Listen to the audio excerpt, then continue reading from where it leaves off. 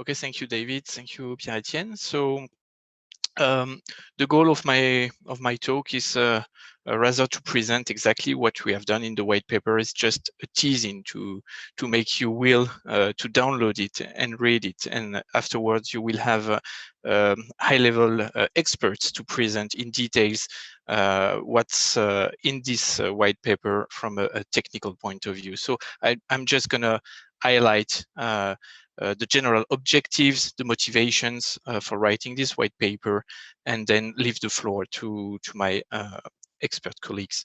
The next slide, please.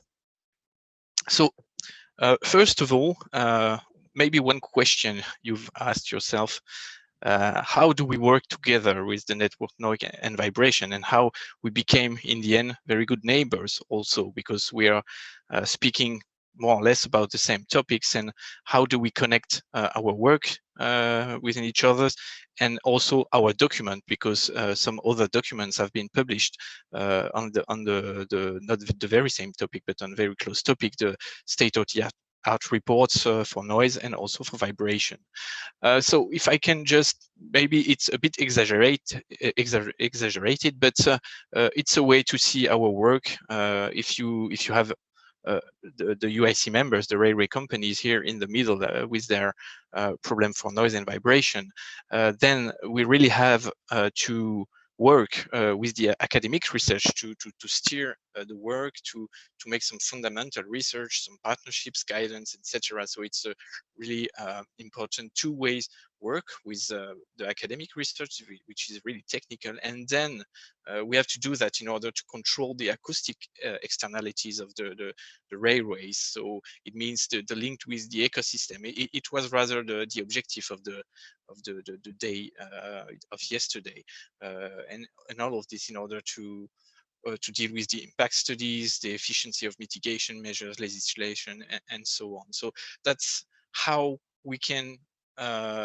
in a simple way, split our work, and that's why in the white paper and in our work in the TTI acoustic group, you will see more technical issues related to the acoustical phenomenon. So the next slide, please. Okay, so how do we start the work? As we have identified the necessity for a group working on acoustics. So it was the idea to write a document that could really help us to put on paper what we're going to do. And to do that, of course, we need to look a bit of what exists and so on, in order to be clear for what we are going to do in the future. So the white paper is basically a founding document for our work, and that sets the basis of it. So it should be, of course, a document complementary to the other state-of-the-art reports. So I mentioned here the state-of-the-art report for noise. There is another one for vibration, but here with a dedicated focus on scientific and technical issues. It shouldn't be a state-of-the-art, because there are many other books, papers, and so on that have this role, and you will have some presentations afterwards that really have a better view. So it's not the objective of this document to be a state of the art, but it should really gives us a framework for our activities in the TTI acoustic group. It should be, of course, in phase with the current hot topics. I mean, what's going on in the research field, and sometimes we have a delay between what's going on in the research field and how do we implement and take it to the railway area. The document should allow us to identify the challenges of tomorrow, and it should really, as Pierre-Etienne said, initiate clear and practical project proposal, because in the end, that's what we wanted from this paper. Okay, let's have some proposal commonly accepted by the members, and that should bring the railways forward for acoustics. And the audience, and what's the target of this paper? It's really for acoustics experts in railway companies rather than general public. So even though if you can download it, but I think it's rather dedicated for acoustic experts. So now let's see what we have in detail in the white paper. In the next slide, please. Okay, yeah, I'm sorry for that, but maybe it's time to take some minutes to acknowledge all the people that worked and bring help to this document. So it has been a really efficient collaborative work, because we have received contributions for many experts from many companies. So I'd just like to take some minutes to acknowledge all, maybe I forgot some, but I think all the colleagues that helped writing this document. So we have Jenna Rosica from HS2, Rüdiger Garbour, Deutsche Bahn, Alf Ekblad from Trafikverket, Pascal Faudiman, Fabien Letourneau, Jean-Philippe Regaras from SNCF, Alvaro Andres from ADIF, Björn Poulsen from Chalmers, Terence Johnson from RSSB, Martin Wolf, Christian Malek from the Trailways, and in the end, Pierre-Etienne Gauthier, David Mirayo, David Villalmanzo, Harald Sattler, Punar, and Ludovic Vatinis from UIC that helped to put this into a real existing document. So thank you to all of you for this success. And now we can go a bit more into details on the content of this document. Next slide, please.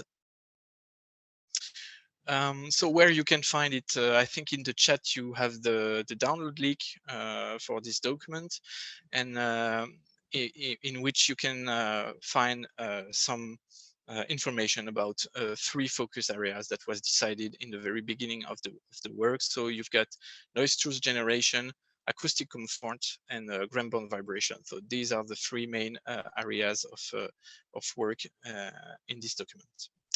So we're going to go through each of the 3 topics. Next slide, please. So for each of these topics, we tried, in order to go for the project proposal in the end, we set like some steps, what we want to investigate for each of these topics. So first question is the state of the art. Okay, so the current knowledge in research in this topic.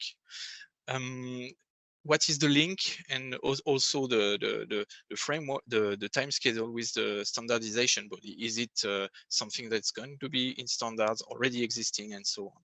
Because it's also an important issue for UIC to bring information to build the tomorrow standards. Also the question, what are the outstanding issues in terms of regulation, standardization? Is this topic included in any research program, whether be it European, national, or company level? So let's not start some work that exists elsewhere. We should really be complementary to existing work. And also, in the end, to answer this question, what elements needs to be considered in future research programs? So we did all these 5 steps for every of the 3 areas mentioned before. And in the end, we should come with ideas for technical projects. Next slide, please. So for noise source generation, the 4 points that were looked at very close were rolling noise, aerodynamic noise, local phenomenon like squeal noise, bridge noise, and so on, and also mitigation measures. And so I'm not going to go into detail for this, because some experts will do that afterwards, but just to mention what we have identified as potential research field in this area. So 5 of them are the rolling noise in the case of slap track, which is not really as well documented topic as the noise from ballasted track. You have the evolution and generation of rail roughness linked to the track characteristics, rolling stock characteristics, grinding plan, and so on.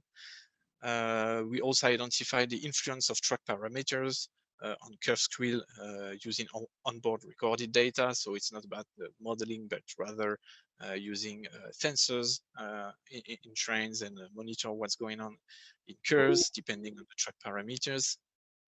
We have the specification and validation of rolling stock characteristics regarding aerodynamic noise sources. So this has been precisely the objective of the aeronoise project.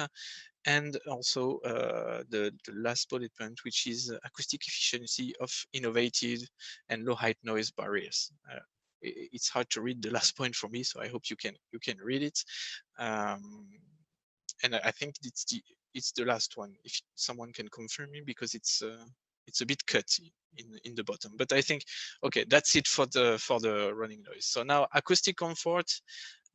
So same work on this topic, and we focused when we say acoustic comfort. In fact, it deals also with as well for internal comfort as well as for outside comfort. So it's more like suggestive perception and psychoacoustic indicators. So it's a bit broader than just acoustic comfort, as you can imagine, inside the trains. So we have two main subjects: exterior noise, interior noise.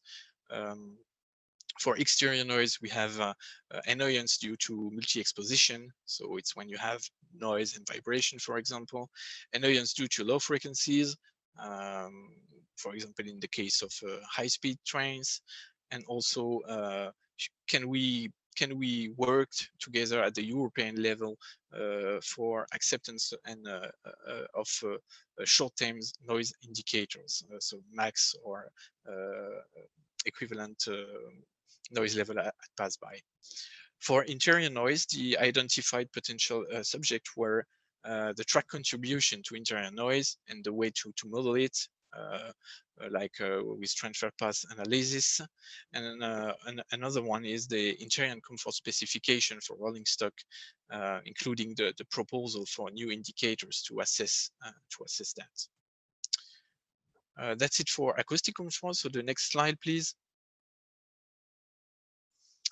Now we go to ground-borne vibration, which was the last topic investigated in this white paper.